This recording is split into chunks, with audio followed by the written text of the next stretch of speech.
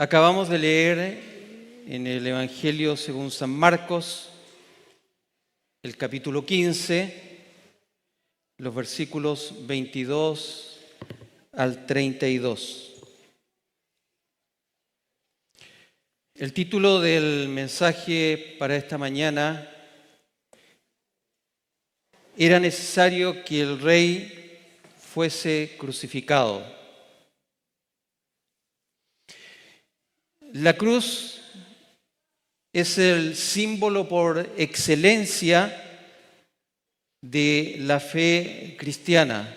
Así ha sido a través de toda la historia. Ahora es verdad que en nuestra cultura occidental,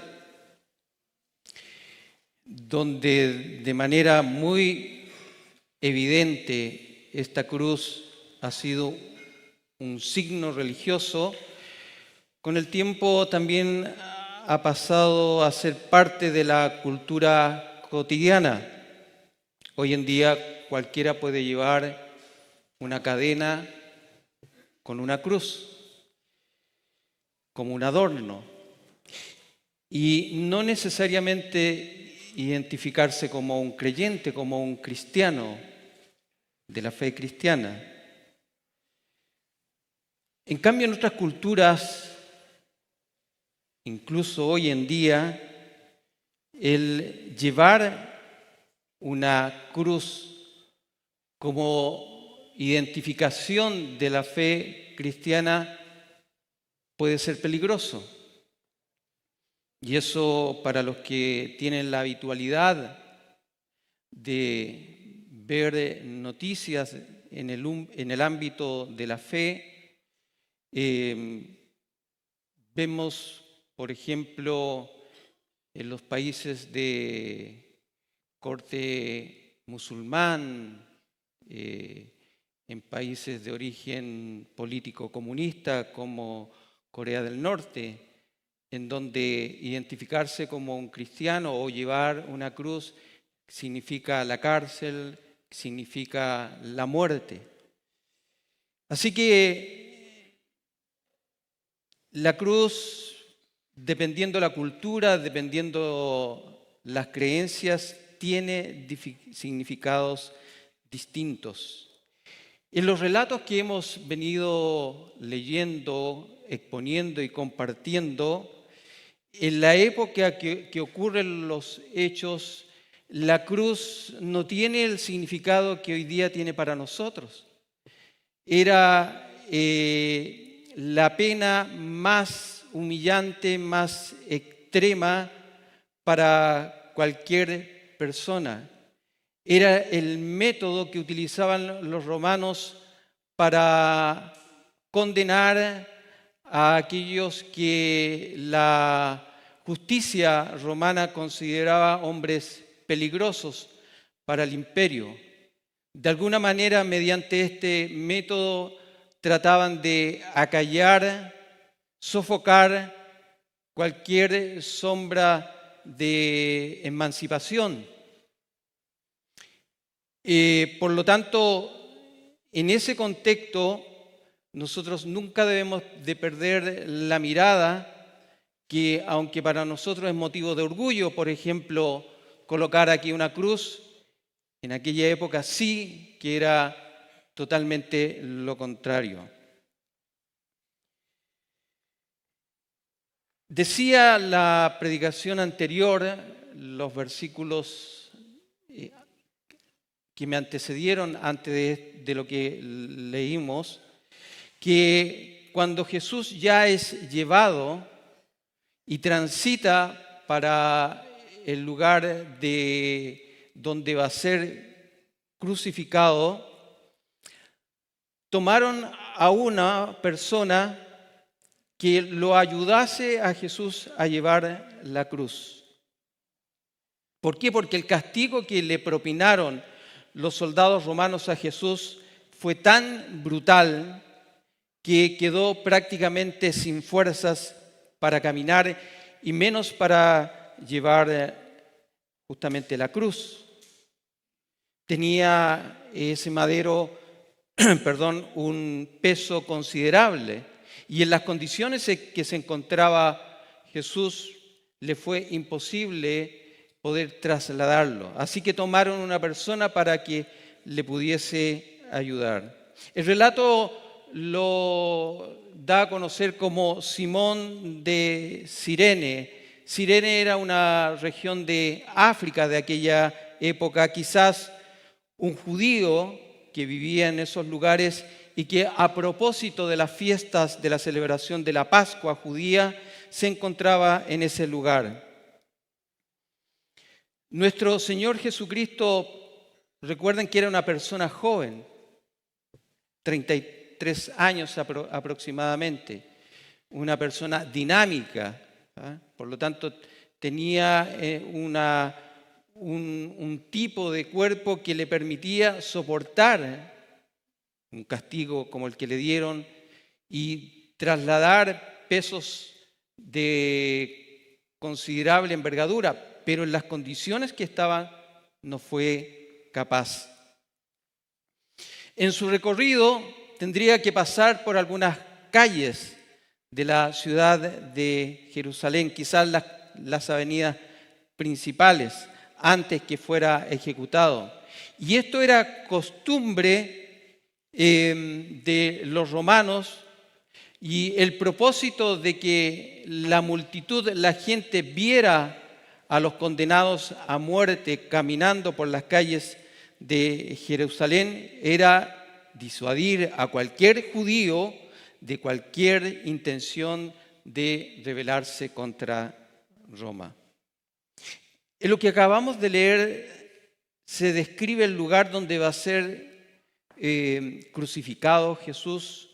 Es conocido como Gólgota. Y esta palabra de origen arameo significa simplemente el lugar de la calavera. Dicen algunos que este lugar estaba afuera de la ciudad, propiamente de la ciudad amurallada. Era quizás una colina, un monte, y tomó este nombre, el lugar de la calavera, porque la forma que tenía esta montaña posiblemente era una forma de un cráneo humano. Ahora, en el lenguaje bíblico siempre hemos compartido que no hay pérdidas de palabras.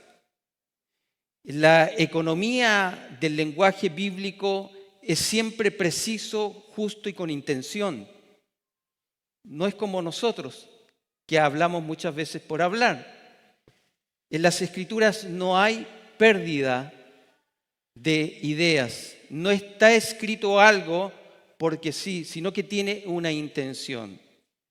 Por lo tanto, resulta interesante saber que Jesús, y el escritor lo coloca, en los evangelios lo dan a conocer, los escritores de los evangelios, que fue Jesús crucificado en el Gólgota, afuera de la ciudad. Este detalle de que Jesús fue crucificado fuera de la ciudad, fuera de las puertas de Jerusalén, el escritor del libro de Hebreos lo toma esta idea para señalar lo siguiente, y eso lo vamos a encontrar en el libro de Hebreos en el capítulo 13. Dice lo siguiente: porque los cuerpos de aquellos animales cuya sangre a causa del pecado es introducida en el santuario por el sumo sacerdote, son quemados afuera del campamento.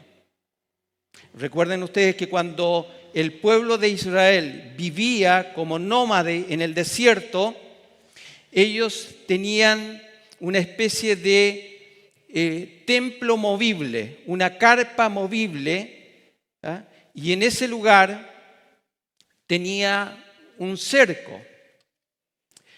Ahí los sacerdotes ofrecían el sacrificio a Dios mediante la muerte de las ovejas, los animales, y ahí derramaban la sangre.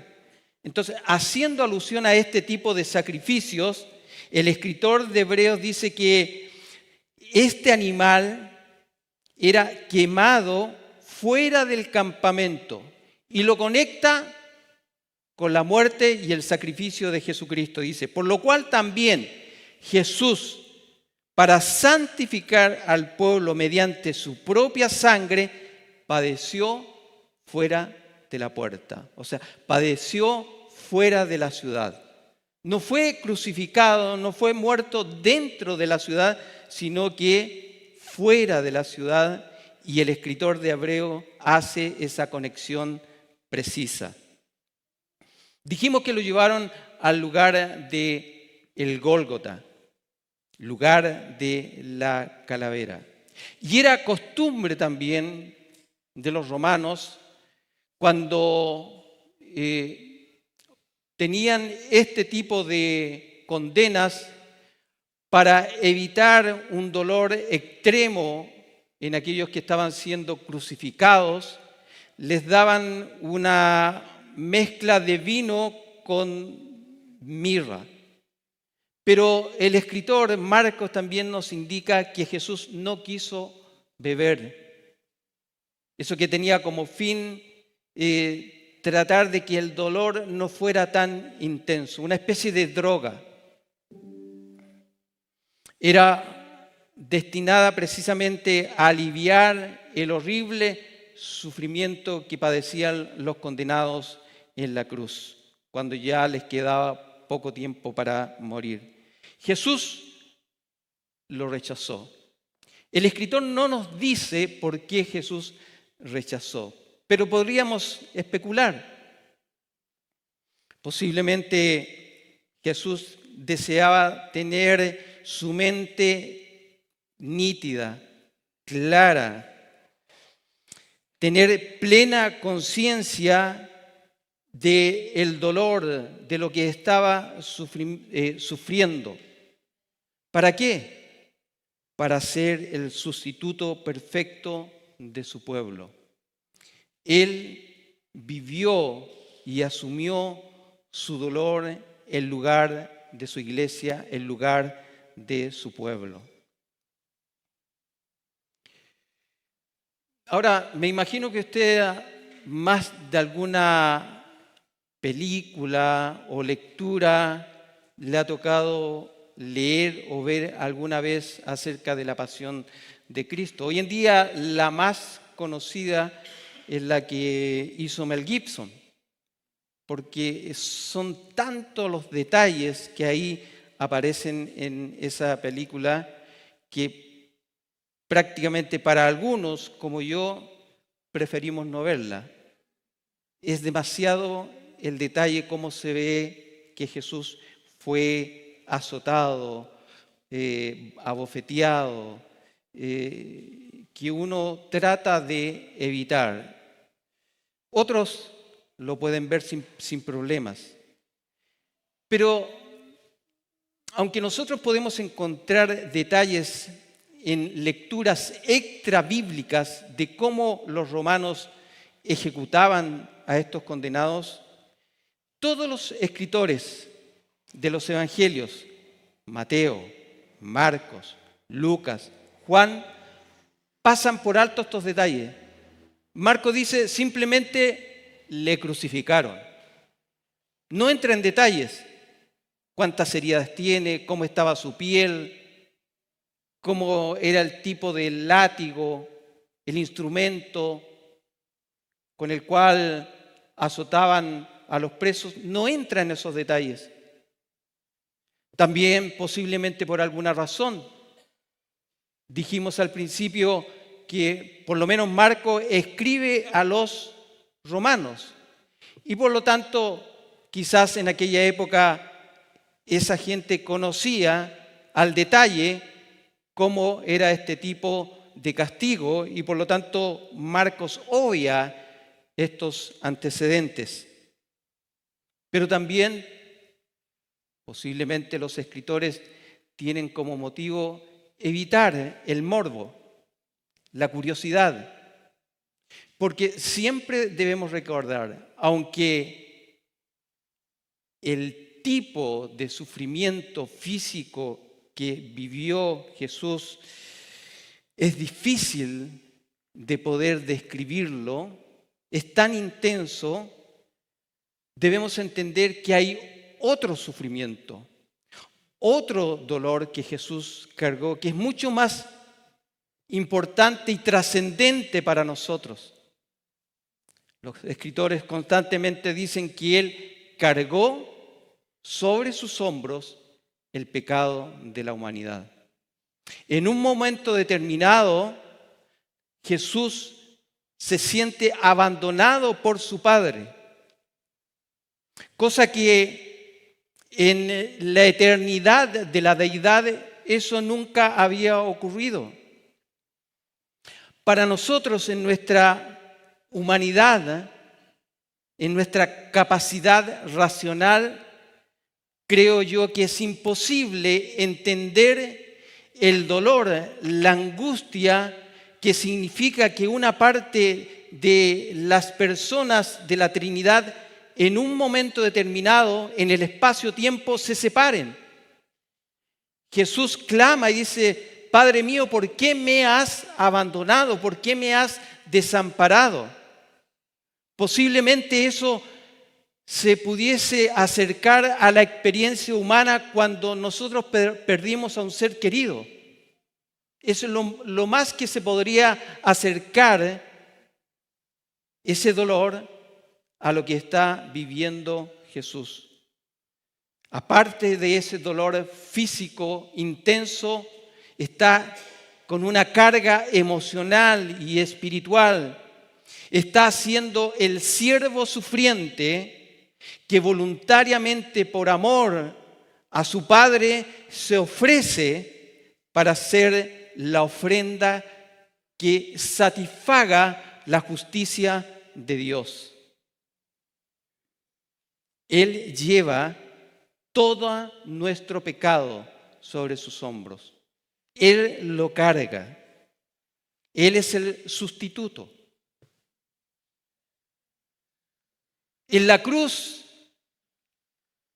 es donde aparece de manera magistral, majestuosa, el carácter de Dios. Recuerden que los atributos de Dios son perfectos. En la cruz, Dios está siendo expuesto ante la humanidad, ante los ángeles, ante su creación. Lo que se revela en la cruz es la justicia de Dios. Lo que se revela en la cruz es cómo de manera maravillosa, articulada, de manera perfecta, Dios al mismo tiempo es capaz de ser amoroso, compasivo, perdonador y justo. Él no pasa por alto su justicia. Y no por ser justo deja de ser compasivo. Es un misterio para el ser humano, porque para nosotros es difícil compatibilizar este tipo de situaciones, ser justo y compasivo, ser justo y misericordioso, ser justo y lleno de gracia. Recuerden lo que es la gracia. Es un don que se da a alguien que no lo merece. ¿Cómo Dios nos otorga gracia sin dejar de ser justo? La cruz lo muestra de manera maravillosa. Por lo tanto, los escritores, más que centrarse en ese dolor físico, lo que quieren mostrar es que este es el plan redentor que Dios ha tenido desde toda la eternidad. Cuando Pablo, años más tarde, se encuentra con Cristo, conoce el Evangelio, la motivación de Pablo es compartir el mensaje del Evangelio, que es el mensaje de la cruz. Y Pablo describe el mensaje de la cruz frente a la cultura de la época, al pensamiento romano, al pensamiento griego, como locura para el mundo. La cruz es locura para el mundo judío, para el mundo romano, para el mundo griego. Por eso que cuando Pablo se encuentra con los filósofos de la época y cuando va compartiendo el mensaje, este mensaje de la cruz, la conclusión de estos filósofos es: las muchas letras te tienen loco. No son capaces de comprender. Y en general para nosotros, para la humanidad, es difícil de entender que en la cruz, en ese sacrificio, se manifieste todo el carácter y la naturaleza de Dios.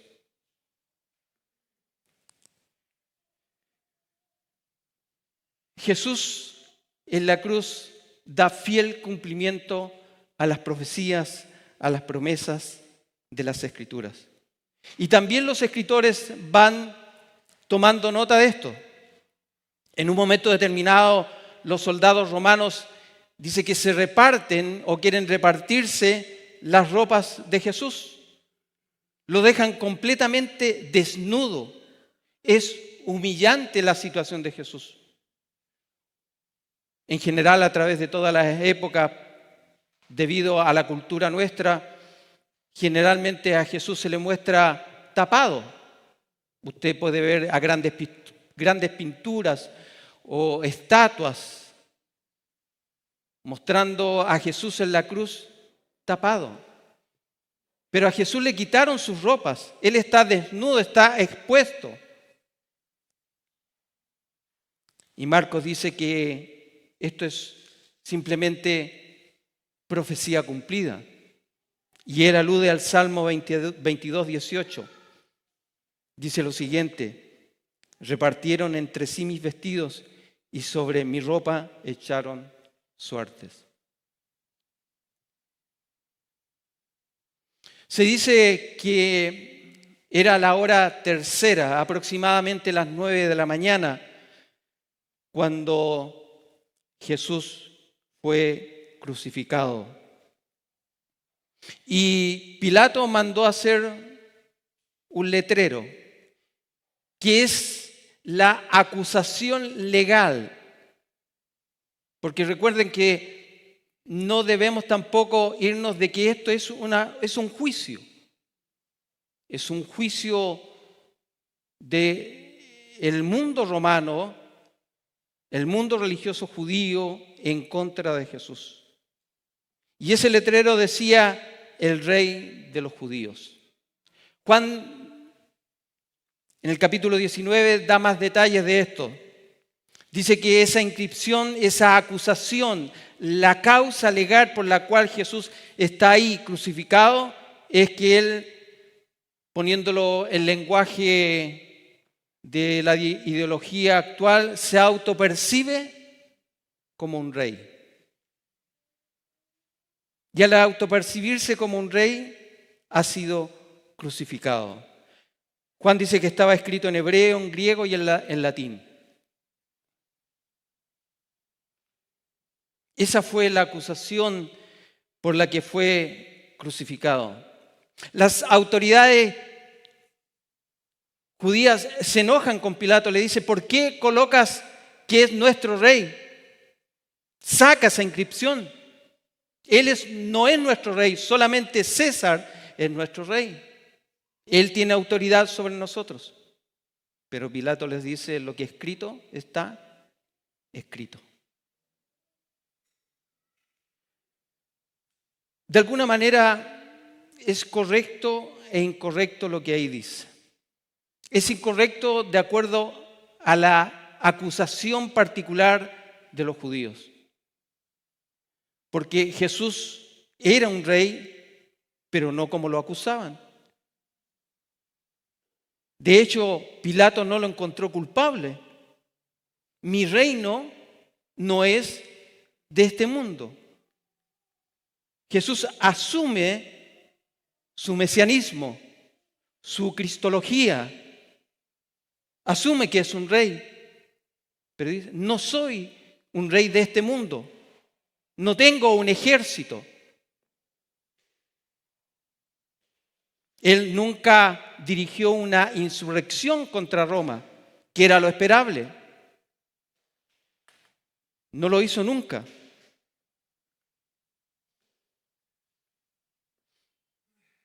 Jesús termina siendo crucificado y es acompañado de 2 ladrones.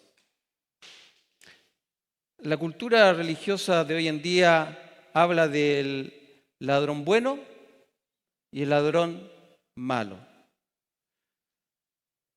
Yo nunca que sepa he visto que la justicia condene a un ladrón bueno, ¿cierto? Los dos estaban acusados justamente. Y si estaban siendo crucificados eran porque eran un tipo de criminales particulares, determinados. Aquellos que se levantaban contra Roma. Es crucificado frente a 2. Pudiésemos decir que todo termina ahí, pero mientras Jesús es crucificado y puesto ahí, la gente al pasar, en vez de sentir compasión, se burlan. La burla es permanente, la burla es constante. Este es el que se decía ser nuestro Cristo, nuestro Mesías. Miren dónde está. A otros sanó, a otros liberó, y no es capaz de liberarse Él.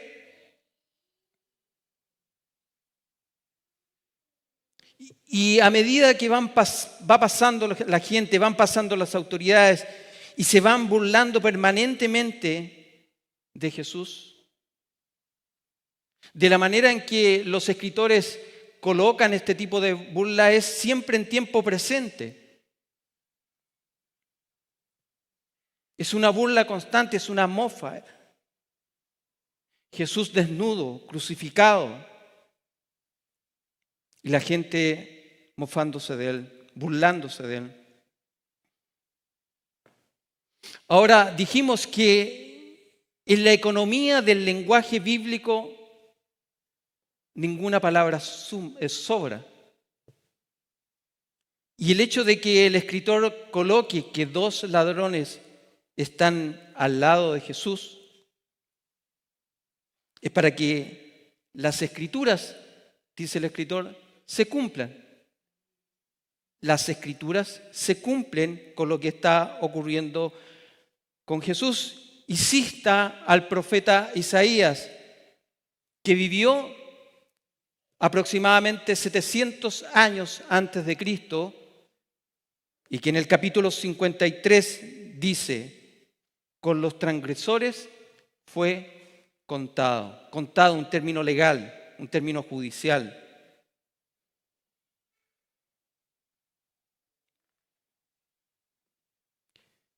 Jesús es permanentemente mofado. Los mismos ladrones, los mismos malhechores entran en el juego de la gente que está pasando ahí y empiezan también a burlarse de Jesús. A otros salvó y tú no te puedes salvar. Pero aunque Jesús tenía todo el poder de cambiar su situación, de salirse de ese lugar, lo demostró con muchos ejemplos. Lázaro estaba muerto y lo resucitó. Sanó a hombres y mujeres de enfermedades incurables para la época. Tenía poder sobre la naturaleza. El viento y el mar se calmaron a su voz de autoridad.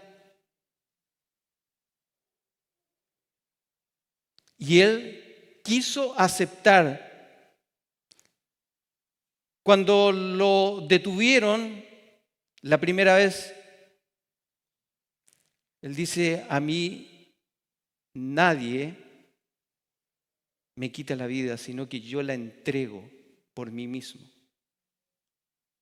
Lo que está ocurriendo conmigo no es algo que esté fuera de mi control. Yo estoy asumiendo voluntariamente entregar mi vida. Pero están estas voces a su lado: salte de la cruz, sálvate y sálvanos a nosotros. Pero Jesús tenía contemplado a su pueblo, a su iglesia. Si él se hubiese retirado, se hubiese salvado, hubiese evitado, no habría salvación para nosotros. La justicia de Dios habría quedado entredicha. Su carácter sería objeto de constantes acusaciones, de mofa. Él evitó salvarse. Se entregó a sí mismo por otros. Y esta es la gran noticia del Evangelio. Recuerden que Evangelio significa la buena noticia. La buena noticia para nosotros. Y cuando hay una buena noticia es porque antes hay una mala noticia. Jesús vino ante la gravedad de la situación de la humanidad, vino con esta buena noticia. Él quiso estar en la cruz. Es el principio de la gran redención. Es un rescate, es un pago, es un intercambio. El justo por los injustos. Es una imputación legal. Su justicia fue traspasada a nosotros y nuestra injusticia a Él. El Cristo, el Rey de Israel, decían: tú que te haces llamar Rey, desciende de la cruz. Si desciende, vamos a creer.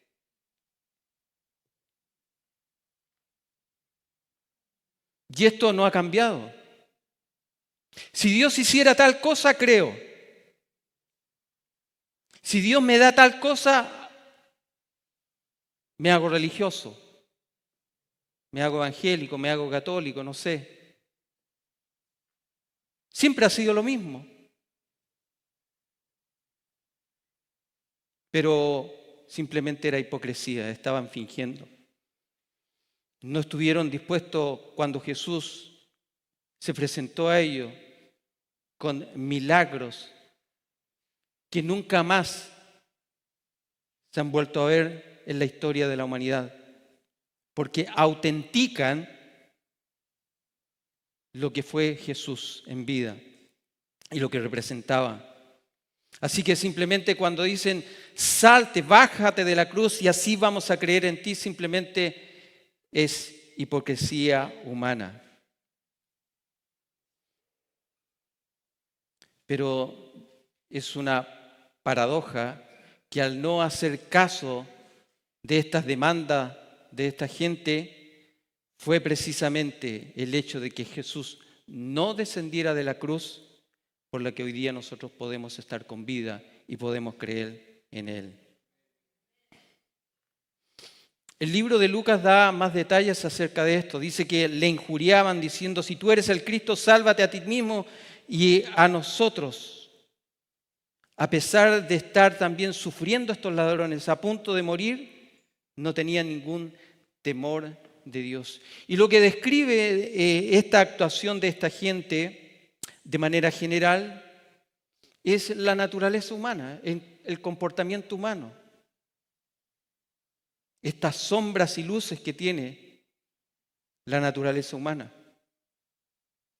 Es capaz el hombre de dar la vida por alguien, pero también el hombre es capaz de los peores crímenes a los que puede llegar.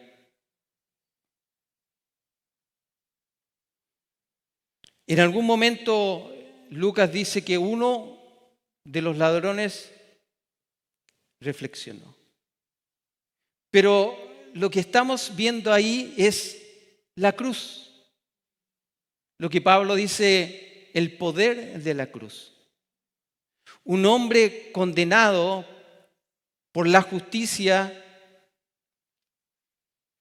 en un momento determinado dice, yo sé que tú eres justo.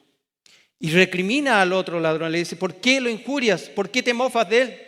Nosotros estamos pagando lo justo, pero él no.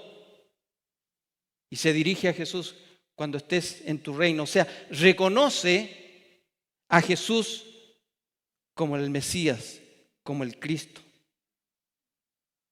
Y eso es lo que hace la diferencia entre uno y otro.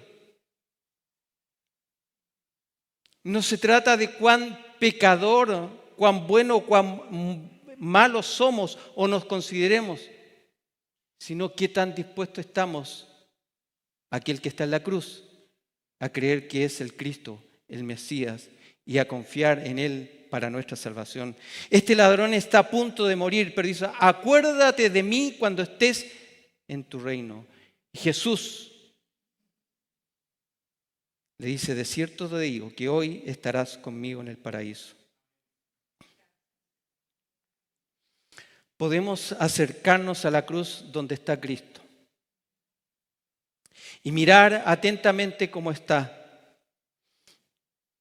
Veremos a un hombre despedazado por los golpes, desnudo, humillado, solo, con dolor.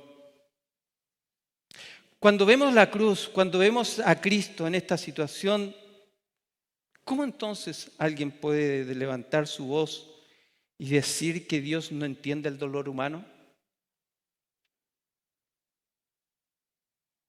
¿Cómo alguien puede expresar tan rápidamente que Dios es injusto? ¿Que Dios no me entiende? ¿Que Dios no comprende la situación por la cual estoy viviendo?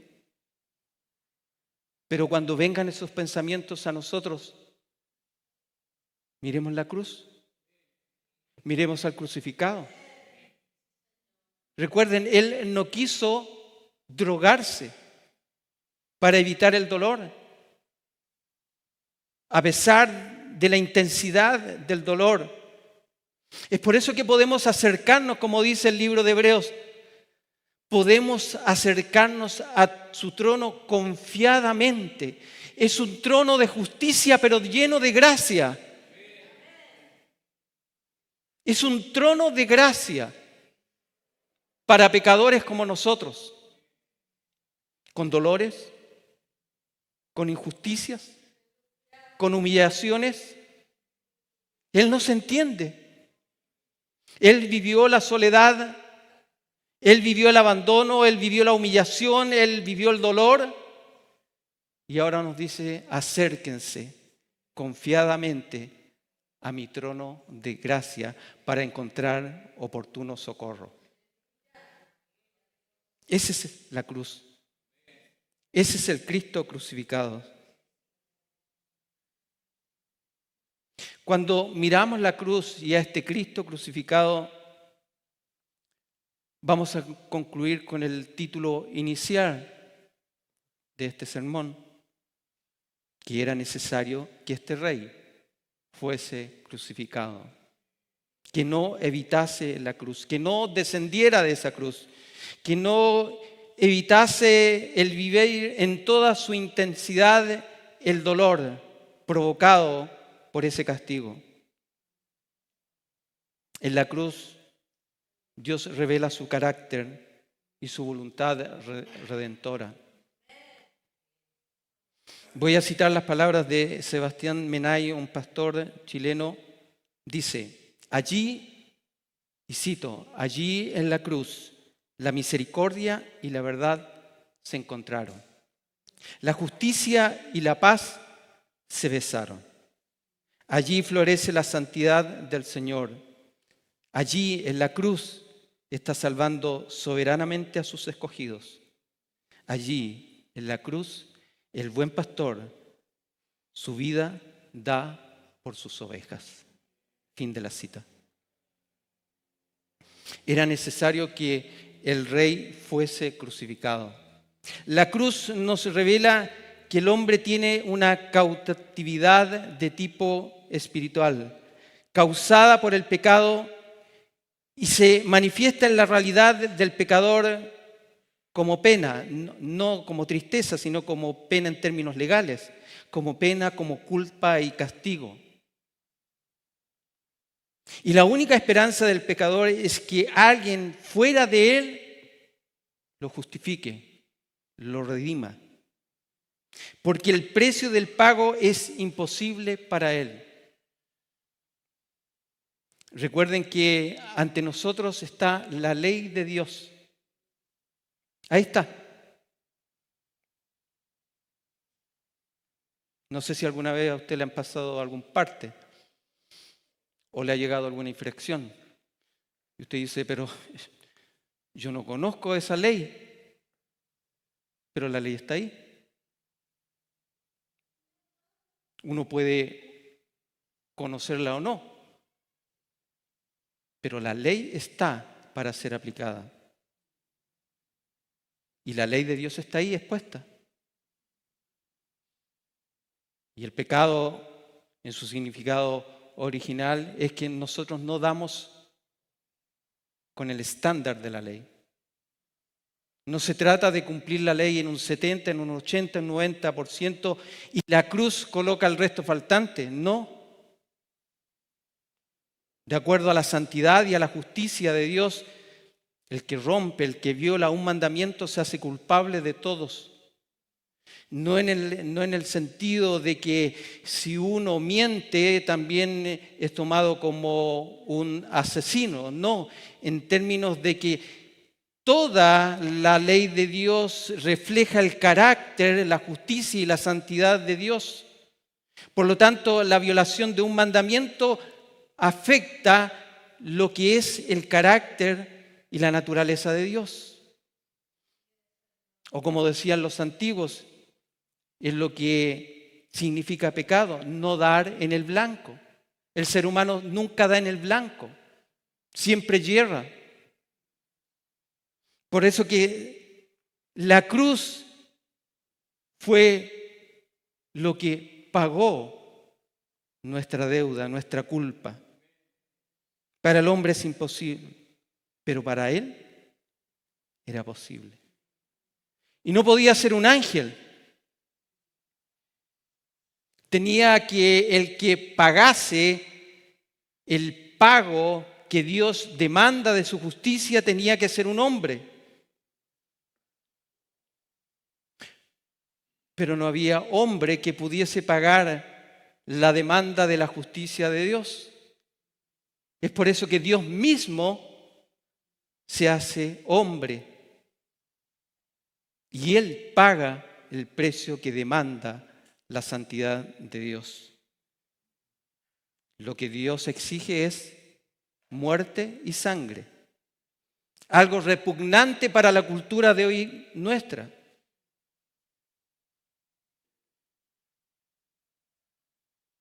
Es repugnante porque no podemos entender que Dios requiera la muerte y la sangre derramada.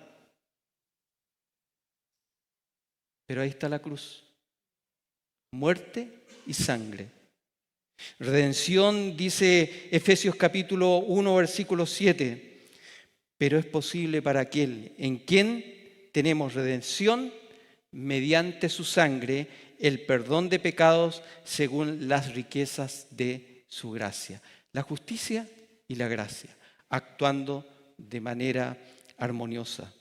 La cruz revela que fue realizado el pago de manera completa y satisfactoria y fue comprada una vez y para siempre nuestra libertad en Cristo. Ya no hay pago que dar, porque el pago es una vida impecable, una vida sin pecado y una muerte de cruz. ¿Está dispuesto usted a vivir una vida que sea la vida de Cristo para tener la bendición de parte de Dios, el perdón, la vida eterna y la salvación eterna? Creo que no. Por eso que la causa instrumental, como dicen los teólogos, o sea, el instrumento que nos apropia de esa bendición, de esa realidad, es la fe. Por fe soy salvo. Por fe soy justificados ante la justicia de Dios. Nada más que eso. Porque nuestras obras, dice las Escrituras, son como trapos de inmundicia.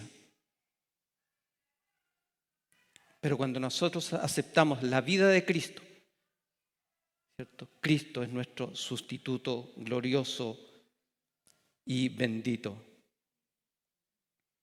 Eso es lo que Cristo vivió en la cruz.